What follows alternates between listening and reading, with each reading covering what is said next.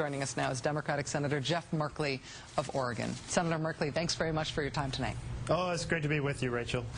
So, Senator, the new Democratic senator from West Virginia is expected to finally be sworn in tomorrow. Should we expect that that will mean the Senate will finally be able to extend unemployment benefits?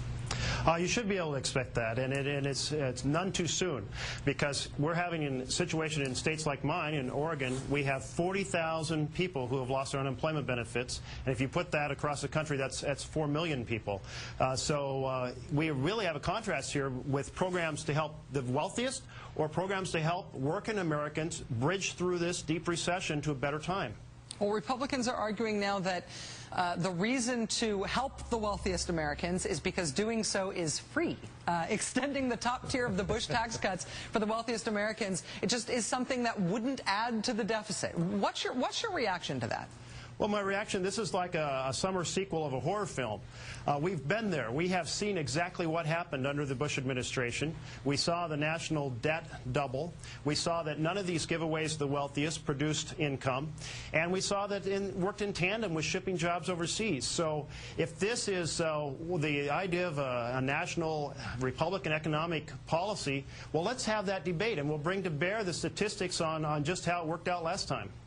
In terms of specific policies to try to not only grow the economy, but to try to alleviate some of the pain that's being felt in specific parts of the economy, I know that right now you're trying to push through a small business lending fund.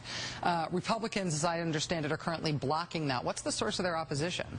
You know, this is really strange. This is a program to help out banks on Main Street make loans to small businesses. We hear from small businesses in every single state that they are constrained by their access to credit. They need that credit to seize opportunities, to grow, to take us out of this recession, most importantly, to create jobs. So here we have a program that CBO has scored as making the Treasury $1 billion over the next 10 years, and yet it could create credit equal to about $300 billion of credit to small businesses.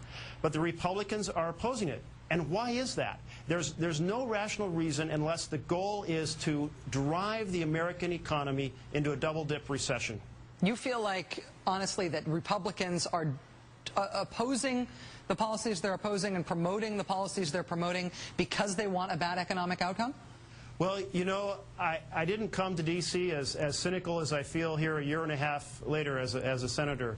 What I have seen is everything politicized by the primary elections and the general election plan for this year, and it certainly appears that all sense has lost, all sorts of partnership to make American economy work for working Americans is gone. So if a program is going to restore credit to small businesses, then the Republican leadership is against it. And we can't let that happen. We need to have this conversation. We have to have this national debate. And I think the American people will say that program's not for us. Senator Jeff Merkley of Oregon, it's a real pleasure to have you on the show tonight, sir. Thanks for your time. Great to be with you. Appreciate it.